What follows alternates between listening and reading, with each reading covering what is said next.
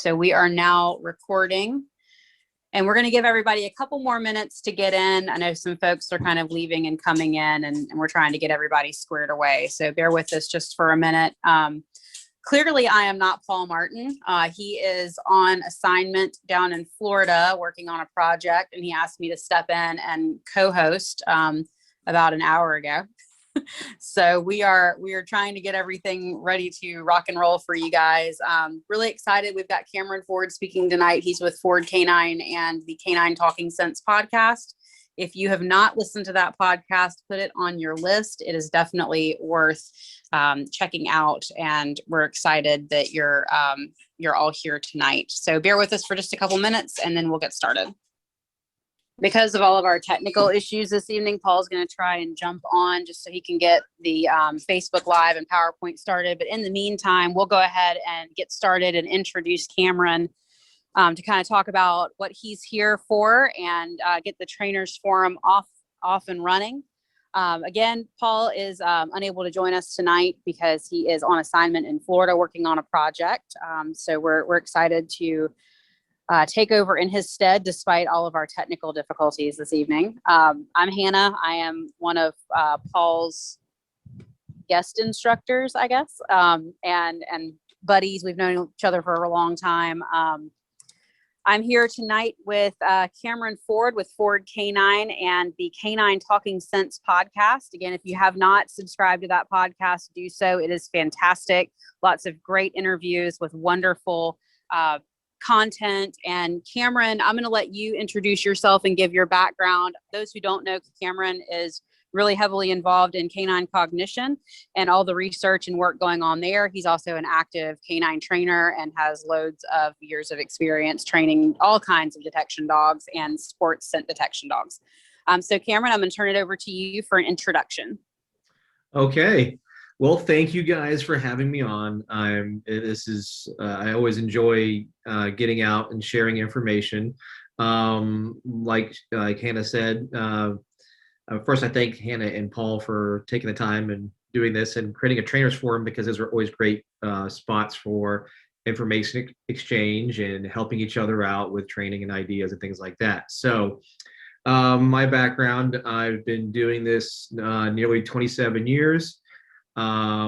Initially started off in the military, in the Air Force, and then got out, had a business in Florida, did that for about 6 years, and then became a police officer. After that, I ended up this is at the height of the Iraq and Afghanistan wars. I ended up being a government contractor, trained lots of dog teams going to overseas, but also maintained my law enforcement status in Texas. And had my police dog Kino there, which is a drug and patrol dog. Did about 5 years in Texas in the government contracting world, and then those kind of dwindled down as those wars began to draw down. Found myself working for a company called Cobra Canine, and I was a contractor for the U.S. Navy SEALs on the West Coast. And during that time, I knew that I needed to kind of step up my game as a trainer. The individuals I'm working with are at the best of the best in their fields. And what we needed dogs to do, we needed to know that they could do it reliably. So in that push to be better, I started doing various research and came across Dr. Brian Hare from Duke University. And we became fast friends. I got an invite to Duke University, trained by him and his staff on Canine Cognition. And I wanted to go, well, my initial goal was to use cognition to help us be better at detection. And what I ended up doing was learning that cognition really helped us in the selection of dogs, and how to in that it's like a twofold effect. So basically, if I'm better at selecting dogs, which means I'm better at training dogs. So that was that aspect. And then I was also became friends with Dr. Nathan Hall from Texas Tech at the Canine Olfaction Laboratory, and I've done some research there. And then got out, my contract came to an end with the Navy SEALs, came to Las Vegas, worked with my friends at first until I get myself established. And then now I have Ford Canine, the Canines Talking Sense podcast. And then also I'm now part of some of the same boards that Paul is, part of the American Association of Forensic Science, the ASB. We're kind of putting together standards for detection dogs and a lot of other stuff. And I'm in the process with OSAC and NIST, which basically is pretty close to the same thing. So in a nutshell, at the end of the day, I'm just a dog geek and I like dogs, and that's kind of how I got to here. So I know tonight's lecture is, kind of, it's not really a lecture because there's no way I could do it justice in a short period of time. So what I plan on doing, or what I'm going to do with you guys, is kind of get into that journey of cognition that I started there with my story with Brian Hall, sorry, Brian Hall, confusing everybody's names, Brian Hare, Nathan Hall and Brian Hare. I keep we're all friends, and then I always screw up everybody's names. I'm much better with dog names than human names. But with Brian Hare, the cognition stuff really fascinated me, and what I learned from it is that journey that I'm on today, and I'm sharing that information with all of you guys. So that the reason why I got started, like I said, was I wanted to get into detection aspects within the Navy SEAL teams that found or created more reliability with our dogs. Like I said, I determined, or what we learned, was that the selection of the dogs improved, thus the training improved. And my data on that was this: we had an initial rate when we selected dogs for the Navy SEAL program, dogs that made it from selection to deployment was at 43%. So less than half of the dogs that we started off with made it to being certified and deployed. When we started using the cognition testing brought us to a 70, I think 2%, if I'm not mistaken, 72% level of acceptance. So dogs that made it from selection to certification ended up, our numbers vastly increased. That was because what we had learned in the cognitive tests helped us kind of determine things that we liked better in dogs, and that we wanted to hone in on. A lot of things that you'll learn in cognition testing is things that you kind of know, but you don't really can't say for sure. So as a trainer, you will try things and then realize something works, something doesn't work. And you kind of spin your wheels. So the spinning of your wheels is what we do many times as training, but what we found out with the cognitive testing was, oh, hey, this dog is stronger in memory, or this dog is stronger in inference. And by having that information early on, I would make adjustments in training. A very helpful and huge benefit from the cognitive testing was not only was that we had a better increase in dogs making it through the program, our training time was reduced by 30%. And that was significant. And what was unique about that, the Canine Companions for Independence, so CCI, has also been doing these exact same cognitive tests. And they had results, but they looked for the complete diametric opposite type dog that we were looking for. So really cool and unique was how the same test, even though they looked for different types of the results that they got, what they found as desirable was different than ours, but yet the results and the percentages of increase were very identical. So what I want to kind of cover is, what is cognition? So cognition is the process of thinking, knowing, remembering, problem solving, judging. These are things that we all do every day. An example of that would be, if I asked you guys what you had for breakfast this morning, you could tell me. That's a form of cognition. The ability to problem solve is another form of cognition. So, well, how do dogs fit into this? And cognitive tests are done in all kinds of animals. And cognition testing isn't necessarily new in dogs, it's just newer in our form of the industry. We are now understanding it and applying it. So taking those aspects, going, okay, thinking, knowing, remembering, problem solving, communicating, these are all cognitive things. What was also discovered is there is no other animal on this planet that has the ability to read human intention and communication better than a dog. So, in detection, if I come into a detection search, and let's just say, as I call it, if my bias is showing, then that is going to potentially, not for sure, but potentially affect my dog and what it does. And many of us see this in either handler movements, handler cueing, so on and so forth. So many aspects of what we do, the dogs read. And if we come into something with some form of bias or belief, this may be read by the dog and the dog may act accordingly. So, doing the cognitive testing, we are able to see how these dogs potentially communicate to us. What is their method? So, is this dog, like I said, a memory dog, a dog who will have an experience, remember that experience, use that experience to problem solve the next? Or do I have a dog who's strong in inference, a dog who can quickly identify there's something different about that or something different about what I do and quickly use that to problem solve? So by having that information, and we get this information through doing our various cognitive tests. So as probably some of you guys know, I travel around the country teaching groups how to do these cognitive tests. And these tests can be done from new dogs to dogs that have been out in the field for numbers of years. It's information, like I said, that you are going to gain by doing these tests to help you understand your dog better, because as the joke Brian Hare makes, many of you do not know the dog that sleeps in your bed at night. So the more you do things to know your dog, the better you're going to be at communicating with your dog, and the better your dog is going to be at communicating with you, and actually setting up training that is more efficient.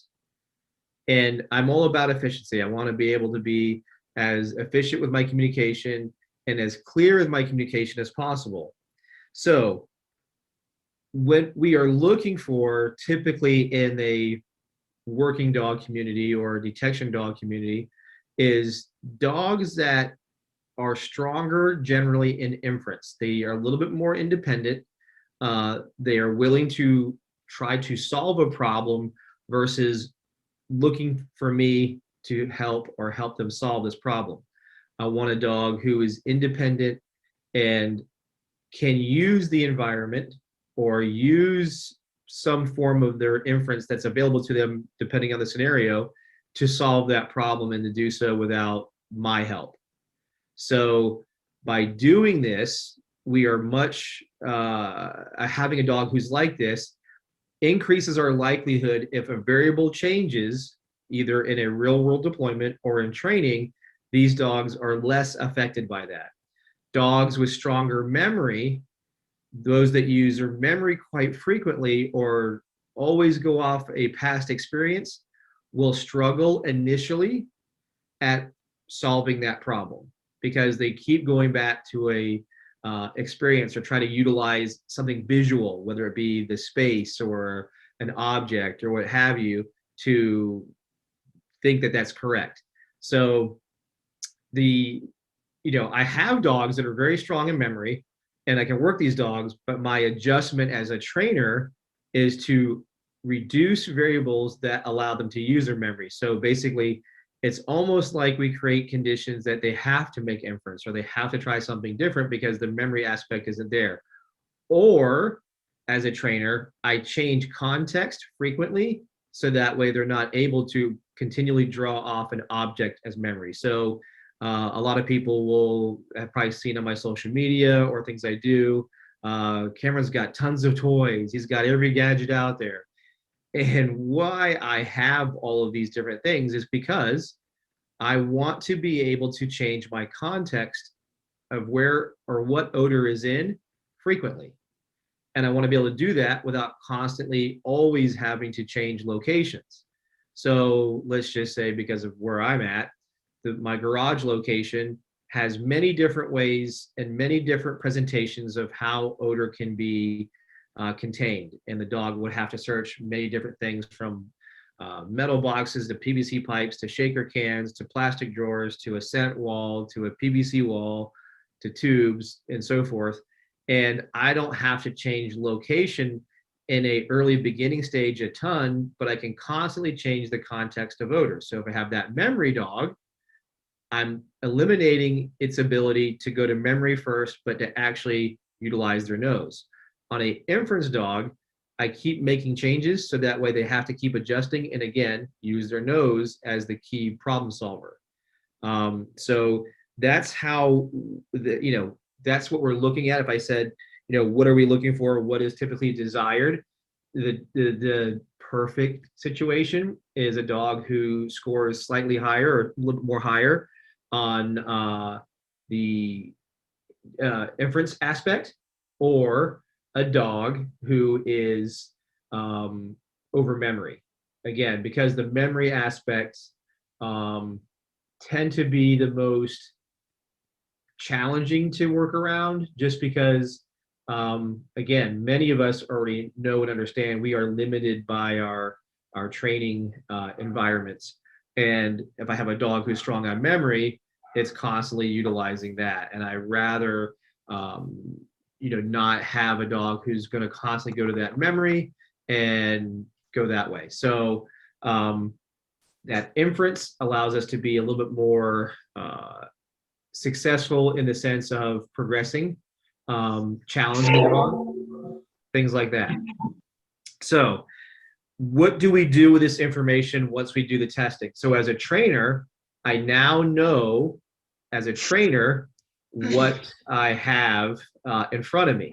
And by having that information in front of me, I can say, okay, I need to set up a training objective that addresses this dog with memory or addresses this dog with inference. And I have to make that adjustment, and I have to create my objectives over a period of time that accomplishes those aspects.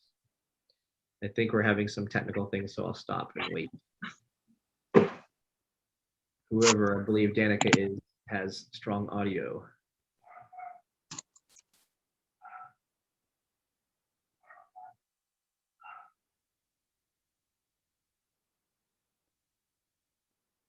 Okay, I guess that's gone. So I'll continue. So like I said, what we do with that information from those testing is set up a training objective that matches that dog's needs, because I think we all can agree that not every dog is the same. And to have a canned training system or a assembly line training system means we are not adapting to that individual's dog need in front of me. And the better I can adapt to that individual dog and know that dog better when I begin my training plan, will ensure that I have a higher chance of success and a more efficient process in communicating what my training and the job that I want the dog to do. So this has been something that is very useful for dogs in the search and rescue community, in the law enforcement community, in the pet training community, as well as the shelter and rescue dogs. Because if we have the ability to know what this dog tendencies are in learning, we are going to be better and more efficient at our training process. And again, detection is a very unique aspect in which the dog and its nose is in charge. And we have to adapt to what that dog tells us. We are a team. When it comes to things with my dog, I am absolutely a team. But that sensor needs to be able to do its job, and I need to be able to interpret and read what that sensor tells me. And I want to, as I build this sensor through training, want it to be as independent yet collaborative with me as possible, but to do so without being affected by me and sometimes my human beliefs or bias. The example I'll give is, let's just say your typical police officer does a traffic stop on a car. in a known drug area. Maybe they ran the history on the vehicle. The vehicle comes back with this person's been arrested numerous times for narcotics. So it's natural in a sense for that officer to go, oh, well, I'll probably find drugs here. So when they work their dog and their dog just shows the slightest change, that can trigger the handler to react a certain way. Like, ooh, I think he's got something. Dogs know us. So again, the fact that there is no other animal on the planet that has the ability to read us better than anybody else is the fact that if I, tip my hand, so to speak, that I think the dog's got something, the dog may react and go, oh, I know what you're doing. That's that thing you typically do before I get rewarded.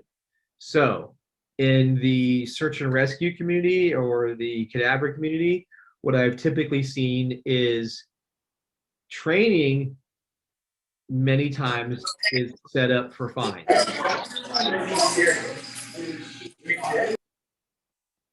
And when training is set up for fines all the time, handlers come into this going, oh, I should find something. And when they do that, the dog, of course, again, reads this and reacts accordingly. And what we really want is our training and reality match. So therefore, it's hard. I have to work a lot with some cadaver handlers to understand that your training can't have 80% or more of the times you find something, but your reality is 80% or more of the times you don't find something. What does that cognitively do to the dogs? So that's something that we have to be aware of. So circling all the way back, if I start off doing the cognitive tests, I then take that information, apply a training objective and training style that matches the needs of the dog I'm working in front of me. And that's what will help me become more successful in communicating and teaching that dog what its eventual job will be, and then my ability to work and trust that dog moving forward, so that way we're successful in operational environments. So I'm hitting all those, like these bigger bullet points, but I know a typical question is age. The typical age that we do these cognitive tests are the areas of we're typically in 6 months or older. We do have tests for puppies. Those have been fairly predictive in telling us where this dog's lean to, whether they lean to the memory or lean to the inference side of things. But what's super cool and unique is when we do that, we have these dogs and we see that they're one way or the other. If we start young enough, what we're able to do is start building the other side. So let's say we see a dog who's a puppy and see it's pretty strong in memory. Well, we can start off by going right into inference aspects and start building the inference side of this dog. And then before we know it, we actually have a dog who starts developing and getting stronger in inference, and vice versa. If we see a dog who's strong in inference, we can do some memory games and start showing the dog that it's going to be, we can build that memory aspect to a point that is useful if it's not already there, if that makes sense. So we have puppy level, which is weeks old to, let's say, 6 months. And then we have the typical range, which is 6 months through older. And even older dogs, what we see with older dogs is it allows us to understand training better. So that has been a huge help for us as well. So the again, somebody might be like, man, I've been wasting all the time. The other aspect before I forget is laterality. Knowing the dog's laterality, what that means is it left-handed or left brain or right brain, helps us also in search work. So the more that we see the dog's laterality, we might be able to say we can avoid trying to make it lefty or righty. So with that said, if there's any questions, let me know.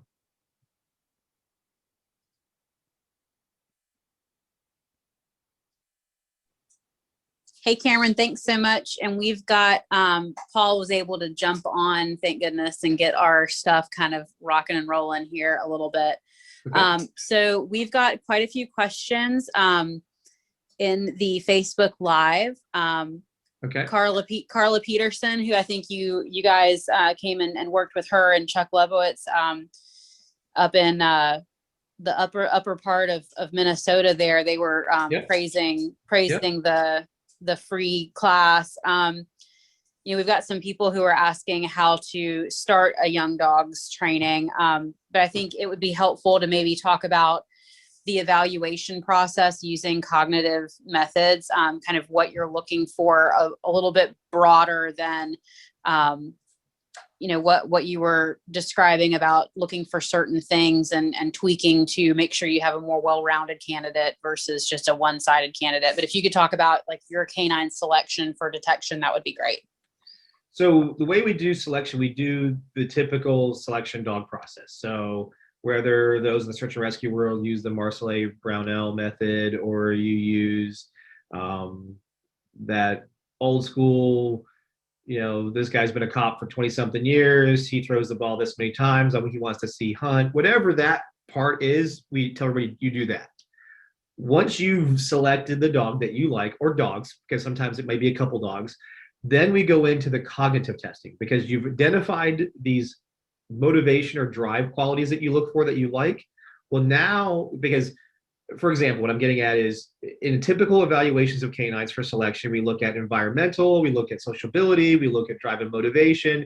We never looked at intelligence. So, So once we're done with our drive and motivation, our environmental, our sociability, and we've narrowed down our pick to, let's say, a couple dogs, then we move into the cognitive test. The cognitive test is that intelligence and communication aspect of the dogs. Those tests are basically broken into 6 tests. And the problem is, and the reason why I always hesitate showing them, is because people will want to copy them. And when they try to copy them without somebody there reviewing them, and those that have been through my class before, such as Chuck and some others, will quickly tell you and verify, you will come up with mistakes in doing these tests that I can't predict you'll do unless I'm there. So if I'm there, I can correct or prevent those mistakes from happening so you don't skew your results. So those tests that we do, though, we start off with doing 3 inference-based tests. One is simply showing the dog, hey, look, I have what you want. It can be food or toy, and I'm going to put it under the bucket to my left. And you let the dog see you put it under this bucket to your left. And then you point to the bucket to your right. And then you'll say, okay, and the dog's then released to go forward to go check. We want an ideal in the detection community. We want a dog that goes to where they know what they want. And that would be in the bucket to the left. They saw their toy or their food item go under that bucket.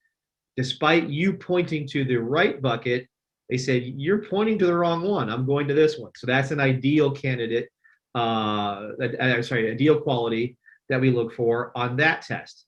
Then the test after that is, there is no more human communication. There's just 2 buckets on the ground. The dogs do not get to see which bucket you put that food or toy underneath. The only difference is one bucket has something on top of it. Could be a roll of duct tape, could be some type of object that's identifiable from a 10-foot distance. So this one bucket has something on top of it and the other bucket does not. Does the dog go, oh, it's the bucket with something on top of it, and can figure that out? Then the third inference test is, now we take away the visual aspect of the buckets, and after the procedures are done, the dog is left with a choice of, there's a bucket that has a blanket covering it, and a bucket there's no bucket on the other side, just a flat blanket on the ground.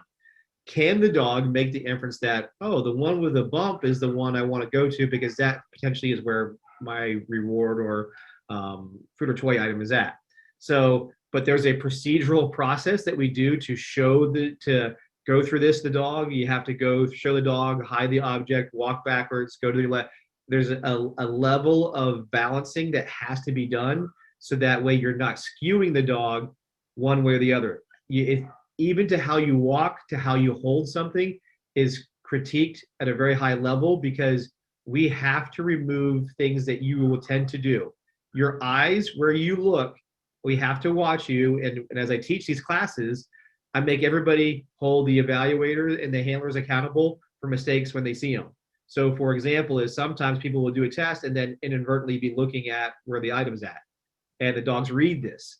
Or they make too much eye contact with their dog, so that the dog just keeps looking at them.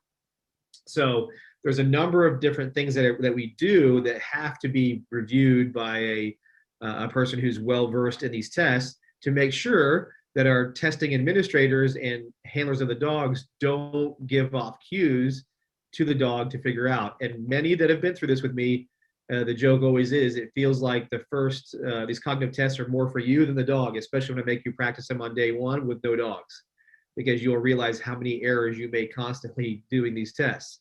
And then the next day we go into what we call memory tests. And these are various time frames of memory where we're looking at, the dog gets to see the object, put under a bucket, then we put a long like divider wall in front of it. And then based on a certain time criteria, we remove that barrier. And does the dog remember where the object was at? And does that dog make the correct choice? So and then we do that X amount of times, both on a shorter time frame, a longer time frame, and then same test again, but the handler's job is to distract the dog the entire waiting period before the dog's then released. So it's basically doing memory with, no distraction under those time constraints, and then memory game with the handler distracting the dog the entire time frame that the clock is ticking until they're free to go forward and go make a choice. So this is what's, and again, there's procedures to this and how this is done, so that way you get a fair evaluation. And because like I said, I've been asked numerous times, can I make this a video? Can I do this? And when you go through my lecture, you see I have videos done. But I learned through Brian that as much as he wanted to do it, it's very hard to do so without potential handler errors. So that's one part. There was a question I see here. It says, how do you determine left or right?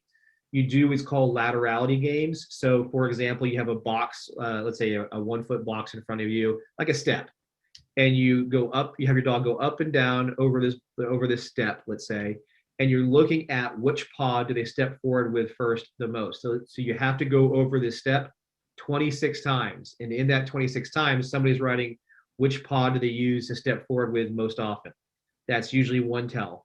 Another tell without even doing a test is, do you have a dog who spins around? And if your dog spins around a certain direction, that's pretty clear what side they are. Another one is you take like a small PVC tube and you fill the end with either like Cheese Whiz or the Kong treat foam or peanut butter. And as the dog's licking on it, which paw do they use constantly to hold that pipe down so they can lick the peanut butter or cheese out of that PVC? But so each time they use their paw, you take the tube away from them and you have to start again. And you do that 26 times to see about what paw, left or right, is used the most in that 26 times. So that's the laterality aspect of it. There's also another one we call unsolvable, and depending on the dog, it can be solved. But what that is, it's a clear box or container, and their food or toy is in there, and it's closed up, so it can be locked down. So usually, like I said, Tupperware containers, but usually the plastic clear ones work really good. They can be clamped down, and the dog sees their item in there, and you want to see how long in a minute does that dog continue to try to get the food or toy out of there.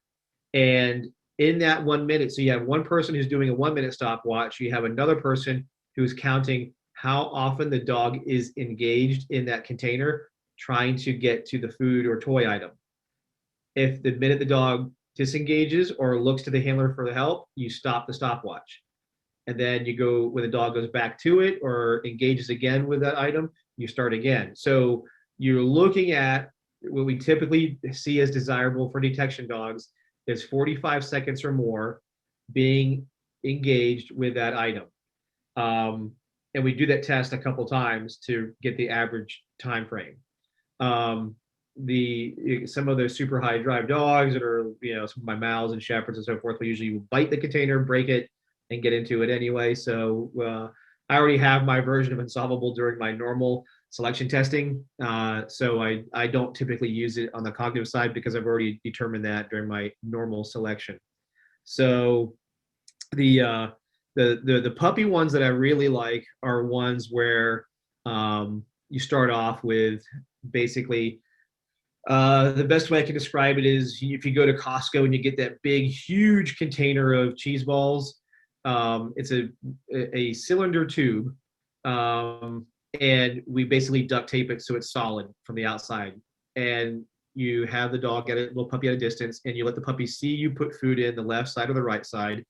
In many cases, the puppy will run forward, go into that left side or right side and get their food or treat out. You do this a number of times, and then you do the same test, but now the tube is clear.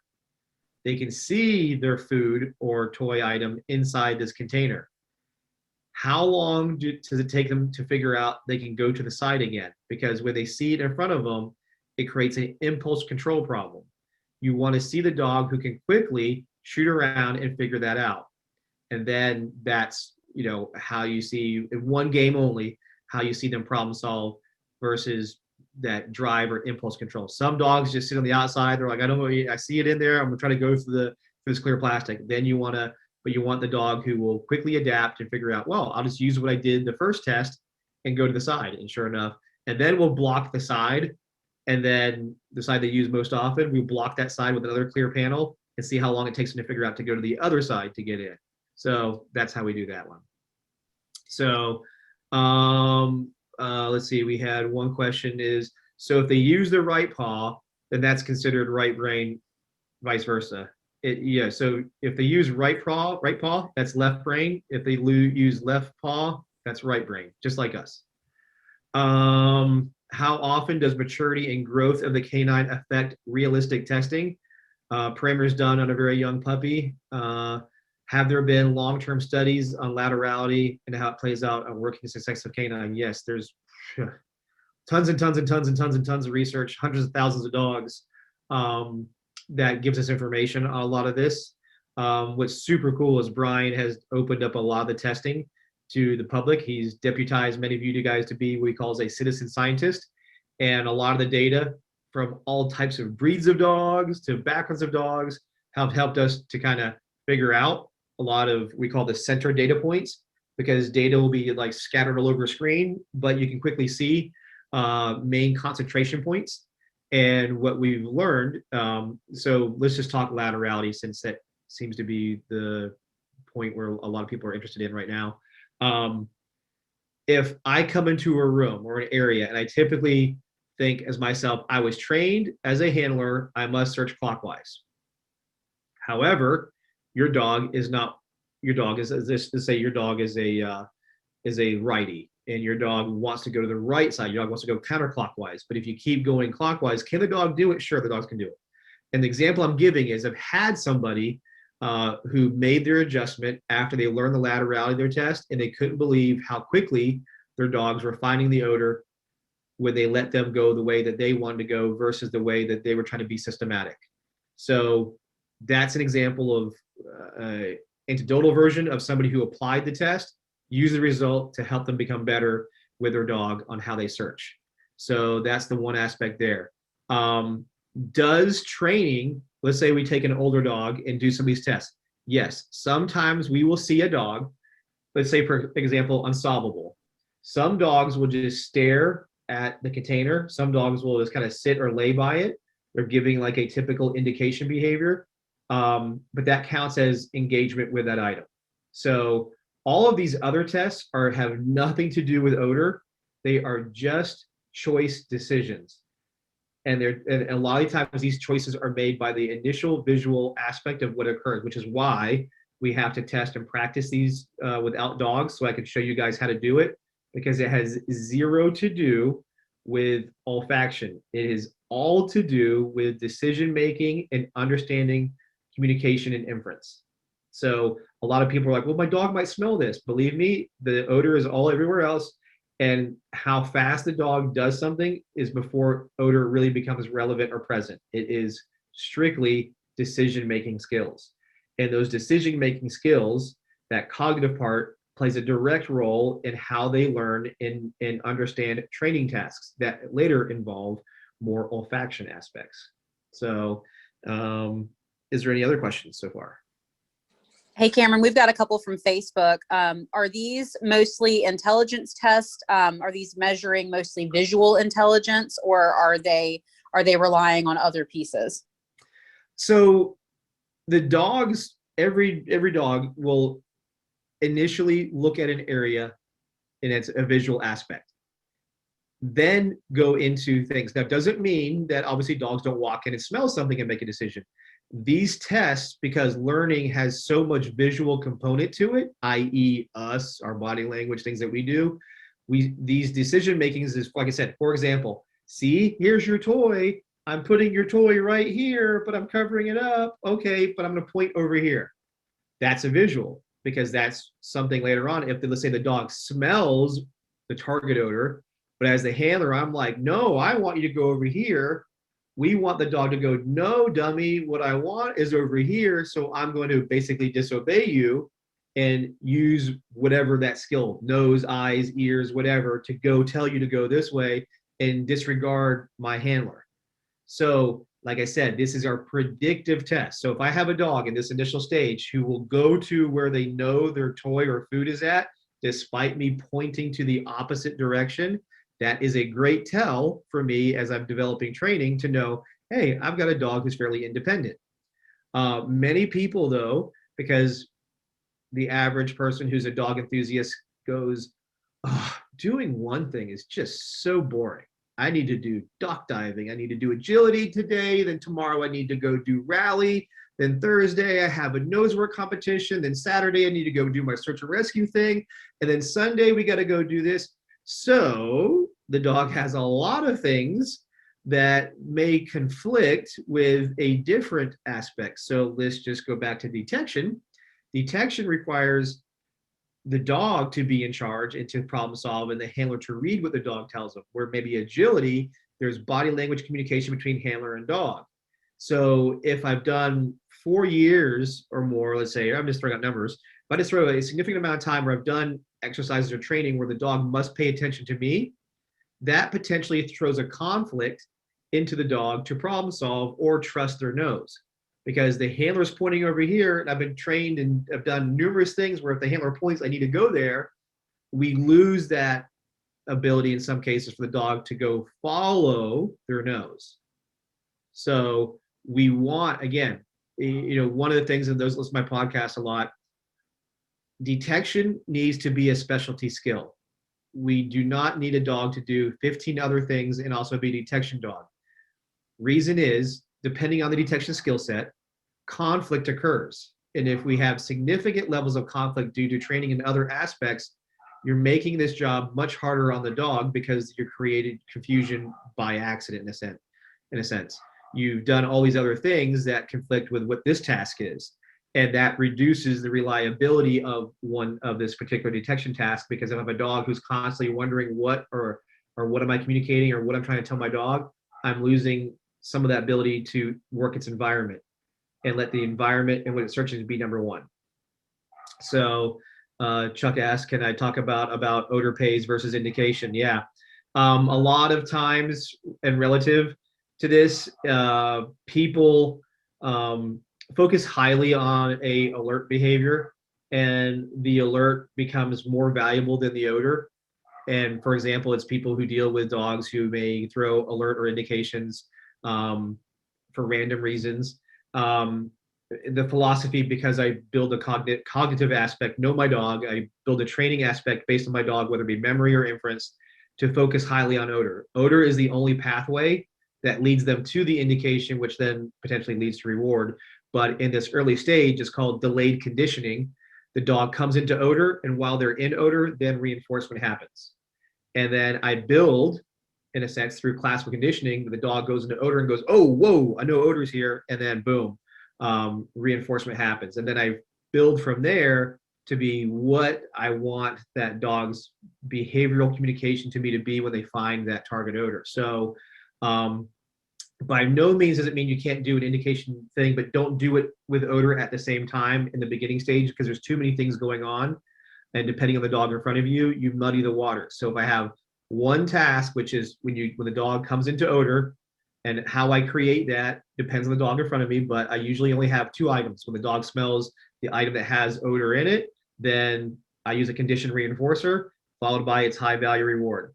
And then I change those things up. When the dog comes into odor again, boom, condition reinforcer followed by reinforcement. And I'm teaching the dog odor is what pays. So keep identifying the odor and you'll keep getting paid. So that's kind of that whole odor pays versus indication aspect. So is there a home trick just for fun for conflict? You can kind of do some of the things that I talk about, which is getting the dog to be willing to search in an area that you're not facing. So let's just say I'm in my living room. I will face the TV, let's say, but whatever I want my dog to find, let's just say it's this toy. The toy is in the other side of the room. Let's just see, does your dog only search the area in which you're facing, or will it be willing to search the area you're not facing? Most dogs will only want to search or spend a lot of time to the area that we are facing, because so much of their world has been based on where we are looking. And if we keep looking at something, the dogs go, well, then that has importance. So that's back to that cognitive aspect. A dog who's strong in inference has made the inference that where the human is looking at is generally where I want to be. I want the dog to understand I'm going to be wrong. So don't really trust my body language cues because they may be incorrect many times. So wherever I'm facing or pointing really should have not a whole lot of relevance in your ability to go, well, odor's over here, I'm going to go to the odor. So back to the odor pays game is I have a dog who really understands odor. They don't care so much about what I do. And in fact, during those odor pays phases where I'm teaching it the delayed conditioning, I do things on purpose like crinkle the food bag or put my hand in my pocket where the toy's at, pull on their leash with some pressure while they're trying to be at odor. So they learn that, oh no, the only thing that works is if I stay here where odor's at, odor is the most important thing. How close should the dog be to odor, the source, when it does its trained fauna response? If you're a chemist, you can tell me how close it should be, because I can't tell you based on any type of so many variable conditions where source is and the highest concentration of odor many times are not the same location. So if I have trained my dog properly, my dog understands how to communicate to me, they indicate to where the strongest concentration of odor is at. I get there through my training, through successive approximation, and I have my dog understand. It starts off being, I create conditions that are very easy, where obviously the source material is going to be the strongest location of odor. And I gradually, as my dog gets proficient through training, start creating inaccessibles, where now it's not possible to get to where the source material is, but I need the dog to tell me that I'm as close as possible based on what's available to me. And I have to do that through successive approximation training. So I create some things. I might hang some that I've seen my photos. I'll put source material in a flower pot, but hang it from a ceiling. So there's no way the dog can get to it, but it's up above their head. But I start off by having that flower pot on a string, so that way it's above their head, but they can go up to it. Then I raise those levels and change those levels and move it around space, so it's not in the same spot all the time. The dog has to work. I then do buried, where it goes deep in an area, but the dog can't, obviously has a distance or depth, and it works its way to understanding that, okay, I smell it coming from here. This is probably the best spot I can tell you where it's at. So I'm going to give you my indication now.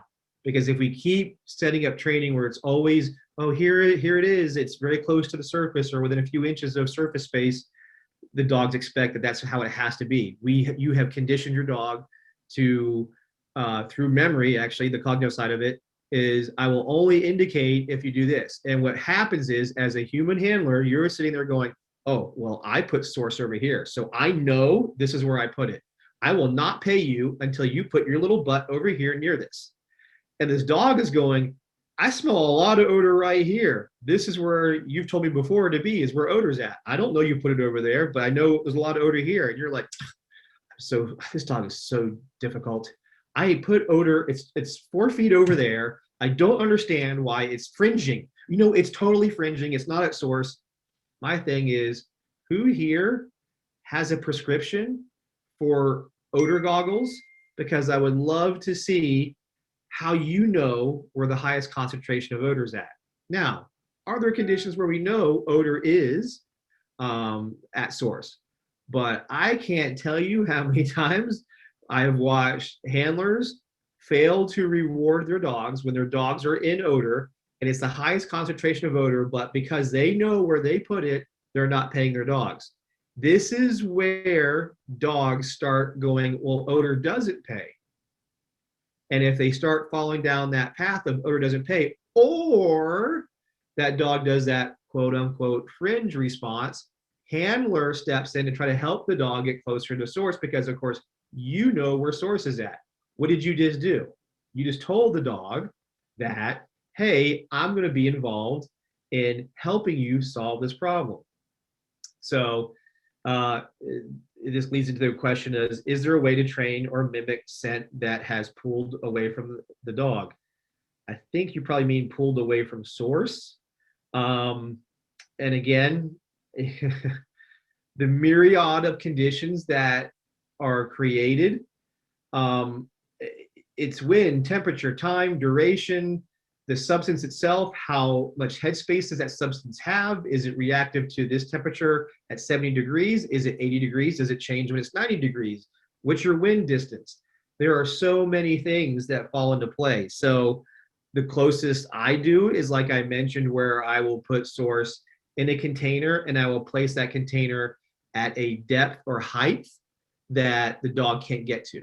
And that's my way of teaching that the dog will know it's here, but they can't get to it, but they will understand that if they show interest in that general area, let's just say it's hanging from the ceiling and it's 2 feet off the ceiling, which means it's 8 feet off the ground. The dog is in, let's say, a 4-foot bubble of that space below it and says, hey, Dad, I can't get any closer, but I know what I'm looking for is right around here. That's probably the best way I could say you can get to that. And then that will then, through proper training, translate to all those myriad of crazy conditions that I was talking about before, that there's just no way to really do it. So you absolutely give the dog credit for when they've hit that area of, let's say, like you mentioned there, it's up in a tree and the dog is all over, let's say, the base of the tree, or even 3 or 4 feet away from the tree. Let them know that their effort pays. Effort is, they're trying to tell you. And if you, because of your bias, back to the whole bias thing, you know it's up in that tree, and you're like, well, I really want my dog to climb up the tree and give me the indication. They're a dog. We need to reward that effort of trying to communicate to you that they smell it. And let's just say they first did it 6 feet away from the tree. They're like, hey, Mom, Dad, I found something. I'm always gonna, for me, I use my condition reinforcer. Condition reinforcer is a mark. I mark my dog. I may not give them their high value reward item after that mark.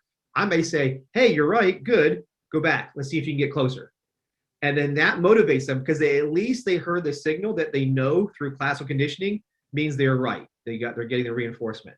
What I give them for reinforcement can vary. That's the variable reward system. So what are your thoughts on differentiating between different disciplines, the dog during training, so it does not confuse a dog between disciplines? Yeah. That's a big one in the community right now in SAR is human remains versus trailing. You know, I'm going to tell you right now, a vast majority of the rest of the world doesn't agree with having live find and cadaver on the same dog. In the United States, we are different.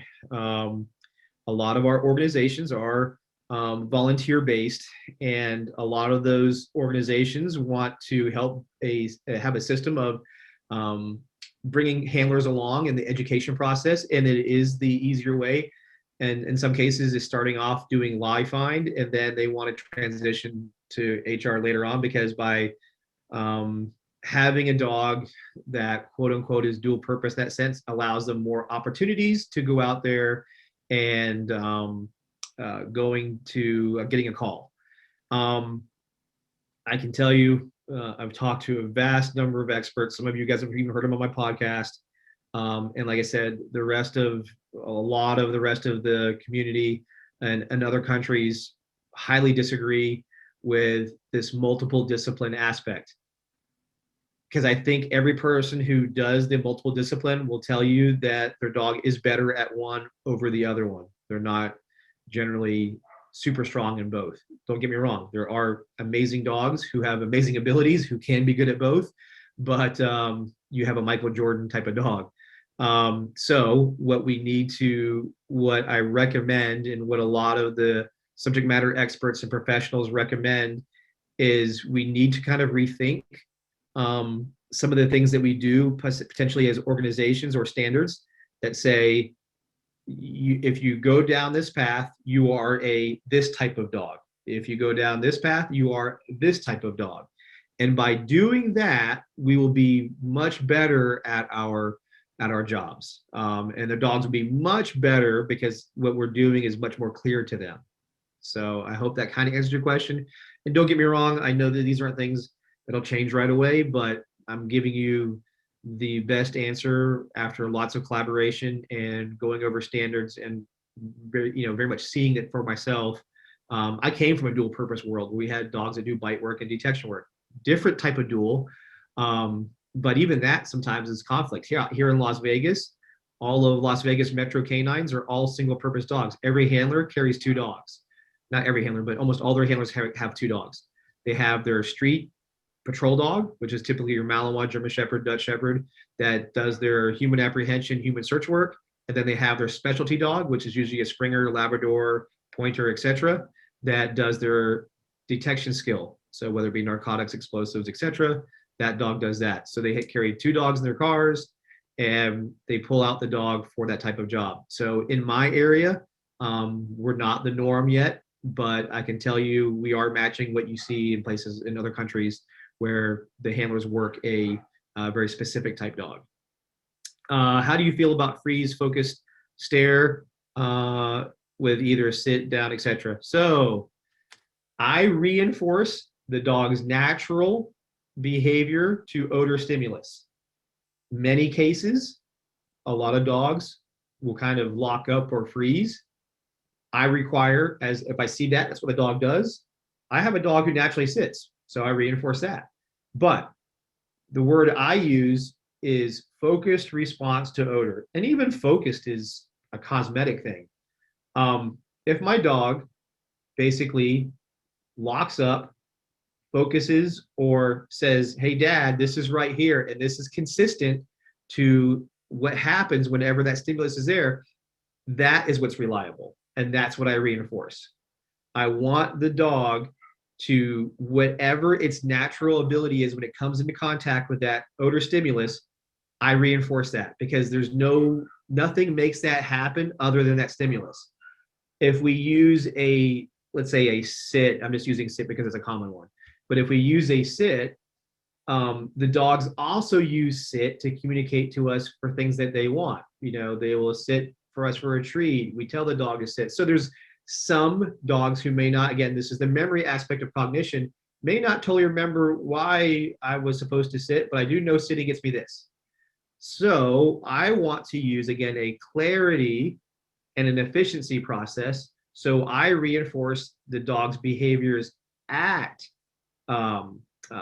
whatever they do at the odor stimulus, and I build out from there. So in that sense so if my dog is a natural dog who kind of locks up, because I work with a lot of pointers and sporting breeds, they kind of like, ooh, here it is, that's what I'm looking for. I mark and reward that, and then I require duration at that. So I do a variable duration schedule where it might be 2 seconds, it might be 20 seconds, it might be 12 seconds, it might be 30 seconds. And the dog just never knows which one's going to get them the jackpot of bar, bar, bar. Like if I'm doing a slot machine kind of thing, they're going to be like, okay, I know what it is. So they will hold the position for as long as possible because they know jackpot or the signal will happen. So I think, is there anything else that's come in? Nope, that is everything, Cameron. Thank you so much again for coming and telling us all about canine cognition and your experience working detection dogs. Paul was able to help us out and get to the questions, but we're past that. Please, this has been a fun technological challenging night, so we're happy to finally get everything up and running. So next month, we invite you to join us on Sunday, May 30th at 8 p.m. Eastern for Sonia Nordstrom, who is retired FBI, and she'll be coming on and giving us some really great information, That'll be a tips, good tricks. Yeah, she's going to be great. Yeah, I'm excited about her. So we've got her coming up next. As always, Paul, wants everybody to head over to the YouTube channel, HRD Specialized Canine Training. Make sure you like and subscribe to that channel. This will be available soon as we're done recording. So make sure you go out and like and subscribe to that. We'll have Cameron's up there over the next couple of days. And if anybody has any questions, I certainly am not your contact for that, given my technological issues this evening. But please reach out to Paul Martin with HRD Specialized Canine Training. His contact information is up here for you. Thank you guys so much for your patience this evening as we kind of dealt with all of that. And we're looking forward to having you back. Cameron, thank you so much. We really appreciate you coming on and taking the time out. Yeah, and I'll let everybody know. If you want to contact me, you can go to my website, fordcanine.com, FORDK9.com. My email is just cameron@fordcanine.com. And if you go to my website, there will be the classes and seminars page. So you guys can go there and see whenever I'm doing cognition seminars, not only where I'm at in Las Vegas, but if you click on the calendar, if I'm traveling, it'll pull up the location. If you scroll the little pop-up bubble that comes up, you can see who's hosting it, and maybe they have a spot available for attendees there, because I get that a lot. So, but again, thank you guys for hosting me, and those that want to stay in contact or reach out to me, there's your means to do it. And hey, Cameron, do you want to mention your group really quick that you have on Facebook? Yes, yeah. So I have the Canines Talking Sense discussion group, and that is obviously a play off of the podcast. And on that group, we post, there's various posts that come up from webinars that I do. Again, if you go to my website, there's a bunch of webinars from the past. I like to do webinars from guests that have been on the podcast, because I know not everybody is, a lot of people are visual learners, and a podcast is only audible, kind of like this was. So the ability to go to the webinar and see something or see videos is very helpful. So yeah, the best way, or that's one of the ways to do that. And I kind of lost track of that last thing you said, question wise. One thing I would like to say is thank you, Cameron, for joining us tonight. Sorry I wasn't here to do your introduction. Thank you, Hannah, to try to jump in and take over. You're a great help. Everybody take the opportunity to check out Ford Canine on Facebook. Check out the Canine Talking Sense Facebook group so that you can get hooked up with Cameron that way. And make sure you check out his website for any of his upcoming classes and his webinars, and definitely his podcast. So thank you all. Again, thank you, Cameron. Thank you, Hannah. Thank you to all of our listeners and audience, both here on Zoom and in Facebook. Biggest thing, take care of each other, take care of yourselves. Most importantly, though, don't lick anything. It's not good for your health. Have a good night. Good night.